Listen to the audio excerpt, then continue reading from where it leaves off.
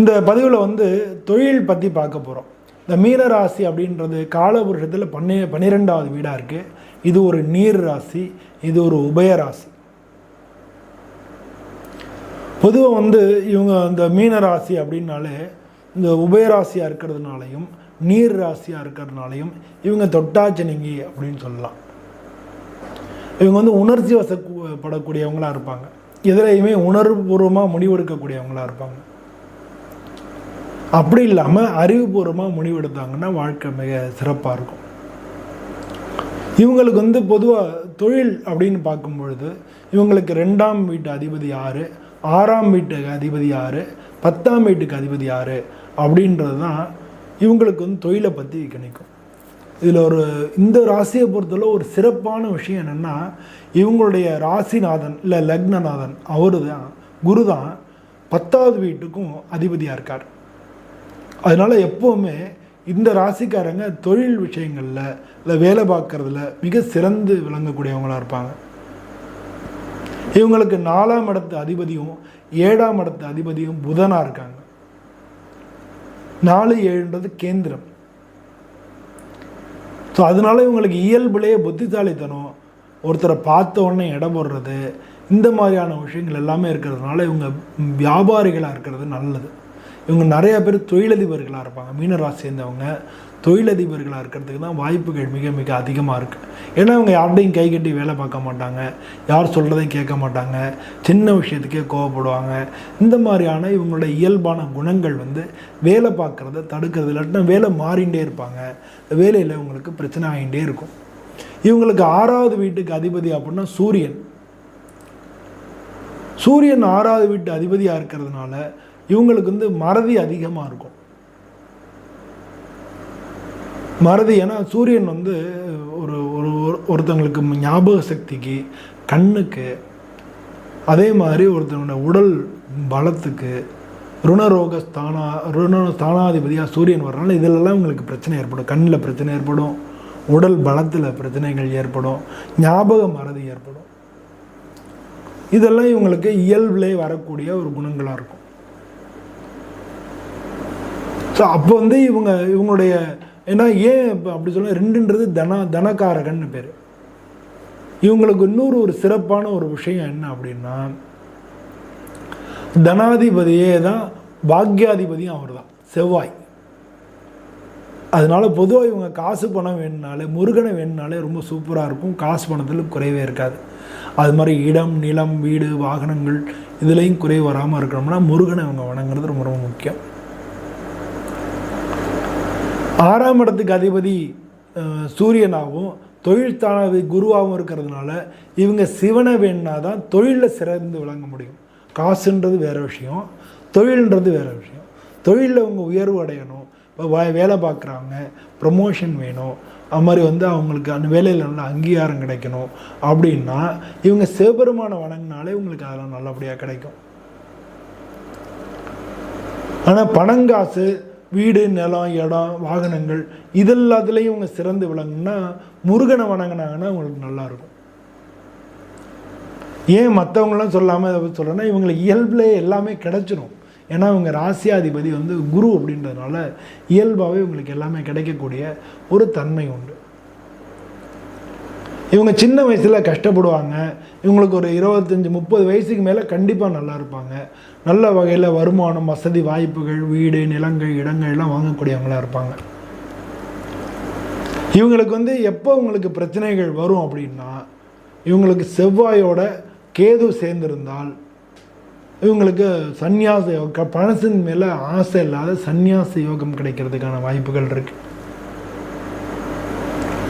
அதே மாதிரி குருவோடு சேர்ந்திருந்தாலும் பணத்தில் ஆசை இல்லாமல் எல்லாருக்கும் எனக்கு எதுக்கு அப்படின்னு எல்லாருக்கும் கொடுத்துடக்கூடிய அந்த பரந்த மனப்பான்மை வர்றதுக்கான வாய்ப்புகள் இருக்குது. அதனால் சேமிப்பு உங்களுக்கு இல்லாமல் போகிறதுக்கான வாய்ப்புகள் இருக்குது. சொல்லப்போனால் வேலையே இன்னொருத்தவங்களை விட்டு கொடுத்துருவாங்க. அந்த அளவுக்கு உங்களுக்கு அந்த தன்மை வந்துடும். குருவோட கேது சேர்ந்திருந்தால், சூரியனோட கேது சேர்ந்திருந்தால் இவங்களுக்கு இவங்க அப்பாட்டேருந்து இல்லை இவங்களுடைய பூர்வீகத்திலேருந்து இவங்களுக்கு எந்த விதமான லாபமும் கிடைக்காமல் இருக்கிறதுக்கான வாய்ப்புகள் நிறையா இருக்குது. அப்பாட்டேருந்து உதவிகளே கிடைக்காது. இவங்களே வாழ்க்கையில் போராடி எல்லாமே கற்றுக்கிட்டு எல்லாமே சம்பாதிச்சு வரக்கூடிய ஒரு வாழ்க்கை முறை அமையும். ஆனால் சூரியன் ஆட்சி உச்சம் இந்த மாதிரி இருந்து 2ஆம் இடத்துல சூரியன் இருந்து அதோட கேது இருந்ததுன்னா யோகம். இல்லை சிம்ம ராசியிலேயே சூரியன் இருந்து கூடவே கேது இருந்ததுன்னா யோகம். அதை நீங்கள் புரிஞ்சுக்கணும். வேறு ராசிகளில் சூரியன் இருந்து கேது இருந்ததுன்னா உங்களுக்கு கஷ்டம். அரசாங்கத்துக்கு எதிர்ப்பாக இவங்க அப்போ போயிடவே கூடாது. நிச்சயமாக மாட்டிக்குவாங்க. நிச்சயமாக ஜெயில் தண்டனை உண்டு. அதை புரிஞ்சுக்கணும். அதாவது மேஷம் சிம்மத்தை தவிர்த்து சூரியன் வேற எங்கேயான் இருந்து கூடவே கேது இருந்ததுன்னா அந்த மாதிரியான அமைப்பு உண்டு. செவ்வாய் உங்களுக்கு 2, 9க்கு அதிபதி தான். அது மாதிரி செவ்வாய் 2லேயோ 9லேயோ இருந்தாங்கன்னா சூப்பராக இருக்கும். ஆனால் வேறு எங்கேயான் இருந்து செவ்வாய் இருந்து கூடவே கேது இருந்ததுன்னா அது சந்நியாச யோகம் கொடுத்துரும். இப்போ உலக வாழ்க்கைன்ற வேணும்னு நினைக்கும் போது தானே உலக வாழ்க்கை இருக்கு. இல்லை எனக்கு எதுக்கு, எனக்கு ஒன்று வேணாம் அப்படின்னு.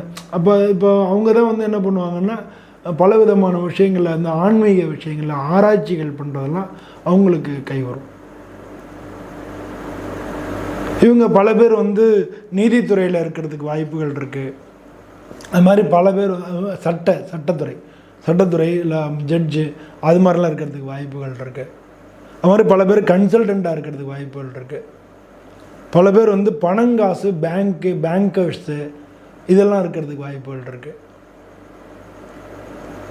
அதே மாதிரி பிஸ்னஸ் பீப்புள் நிறையா பேர் இருக்கிறதுக்கான வாய்ப்பு, பலவிதமான பிஸ்னஸ் பண்ணக்கூடிய பிஸ்னஸ் பீப்புள் இந்த ராசியில் உள்ளவங்க இருக்கிறது வாய்ப்புகள் இருக்குது. நிலம், இடம், வீடு, மனை, வாகனங்கள் அது கட்டுறது, கான்ட்ராக்டர்ஸு இல்லை பில்டர்ஸு இல்லை ரியல் எஸ்டேட்டர்ஸு இவங்கெல்லாம் இந்த ராசியில் இருக்கிறது வாய்ப்புகள் நிறையா இருக்குது. இதெல்லாம் தாண்டி ஃபிஷரிஸ்லையோ போர்ட் ட்ரஸ்ட்லையோ வேலை பார்க்குறவங்க இந்த ராசியில் இருக்கிறது வாய்ப்புகள் நிறையா இருக்குது. இந்த மாதிரியான பொதுவாக இந்த ராசியை பொறுத்தளவில் இந்த மாதிரியான விஷயங்கள் எல்லாமே பார்த்துக்கணும். அது மட்டும் இல்லாமல் இவங்களுக்கு அவங்களுடைய இந்த 1, 5, 9 1ன்றது குரு, 5ன்றது சந்திரன், 9ன்றது செவ்வாய், 3மே சூப்பர் கிரகங்கள். இந்த கிரகங்களுடைய நட்சத்திரங்களில் இருக்கக்கூடிய கிரகங்களுடைய தசாபுத்திகள் வரும்பொழுது இவங்களுக்கு மிக மிக சிறப்பாக இருக்கும். இல்லாட்டினா மற்ற திசையில் இந்த குரு செவ்வாய் தசையோ இல்லை சூரிய தசையோ இல்லை குரு தசையோ குரு புத்தியோ வரும்பொழுது நல்லாயிருக்கும். குரு தசை வரும்போது உங்களுக்கு நல்லாயிருக்கும். அது மாதிரி சூரிய தசை வரும்போது நல்லாயிருக்கும். அதுமாதிரி செவ்வாய் தசை வரும்போது நல்லாயிருக்கும். பட் மேக்சிமம் உங்களுக்கு அது பிற்காலத்தில் தான் வரும் இந்த ராசியில் உள்ளவங்களுக்கெல்லாம். அதனால் இவங்களுக்கு இந்த ராசியில் இருக்க இந்த கிரகங்களினுடைய அதாவது சூரிய புத்தியோ சந்திர புத்தியோ குரு புத்தியோ வரக்கூடிய காலங்கள் இவங்களுக்கு வேலைக்கோ வேலையில் மாற்றத்துக்கோ இல்லை வேலையில் உயர்வுக்கோ இல்லை தொழில் ஆரம்பிக்கிறதுக்கோ இல்லை புதிய தொழில் ஆரம்பிக்கிறதுக்கோ இல்லை தொழில் விரிவாக்கம் பண்ணுறதுக்கோ அந்த மாதிரி காலகட்டங்களில் இதெல்லாம் சூப்பராக இருக்கும். ஸோ இப்படி ஒரு விஷயத்தை நம்ம புரிஞ்சுக்கணும். அதே மாதிரி உங்களுக்கு 1, 5, 9 இதுக்குள்ளே அந்த ஒரு லிங்க்கு, அதாவது மேஷ ராசிக்கும் மீன ராசிக்கும் கடக ராசிக்கும் விருச்சிக ராசிக்கும் ஏதாச்சும் ஒரு லிங்க் இருந்ததுனாலும் இவங்களுக்கு வாழ்க்கை மிக சிறப்பானதாகவே இருக்கும். பொதுவாக இந்த ராசிக்காரங்க எப்போவுமே நல்லா தான் இருப்பாங்க. ஏன்னா இந்த ராசியில் இருக்கக்கூடிய நட்சத்திரங்கள் அப்படின்னு பார்த்தோம்னாலே புரட்டாதி, உத்திரட்டாதி, ரேவதி. இதில் உத்திரட்டாதி ரேவதி சுப காரியங்கள் எல்லாத்துக்கும் உகந்த நட்சத்திரங்கள். அஃப்கோர்ஸ் நம்ம உத்திரட்டாதி சனிபவனுடைய நட்சத்திரம்னாலும் ஒரு நல்ல சூப்பரான நட்சத்திரம். அது சுப காரியங்களுக்கு உகந்த நட்சத்திரங்கள். ரேவதி புதனுடைய நட்சத்திரம். இந்த ராசியில் புதன் நீசமாகிறாரு, சுக்கிரன் உச்சமாகிறாரு. அதனாலேயே இந்த ராசிக்காரங்களுக்கு ஞாபக மறதி இருக்கும். ஆனால் வசதி வாய்ப்புகள் அதிகமாக இருக்கும். வீடு கண்டிப்பாக உண்டு. இந்த ராசிக்காரங்களுக்கு வீடு யோகம் கண்டிப்பாக இருக்கும். வாகன யோகமும் கண்டிப்பாக இருக்கும். பொதுவாக இவங்க காசு சேமிக்கிறதுக்கு பழகிக்கிட்டாங்க நல்லது. ஃபினான்ஷியல் மேனேஜ்மெண்ட் தான் அவங்களுக்கு கொஞ்சம் போராக இருக்கும். அதை மட்டும் கரெக்ட் பண்ணிக்கிட்டாங்கனாலே ரொம்ப ரொம்ப நல்லது. இந்த ராசிக்காரங்க பொதுவாக முருகனை வணங்கணும், இல்லாட்டினா சிவபெருமானை வணங்கணும். அப்படி வணங்கினாலே இவங்களுக்கு வந்து எல்லா விதத்துலேயும் வாழ்க்கை மிக சிறப்பானதாகவே இருக்கும். இவங்களுடைய தொழிலையும் எல்லா விதத்துலேயும் இவங்க முன்னேற்றம் அடைய முடியும். மீனராசி அன்பர்கள் அனைவருக்கும் தொழில் நல்லபடியாக அமையணும், வாழ்க்கை நல்லபடியாக அமையணும் அப்படின்னு சுவாமிகிட்ட வேண்டிட்டு உங்கள்கிட்ட விடைபெறுகிறேன். நன்றி, வணக்கம்.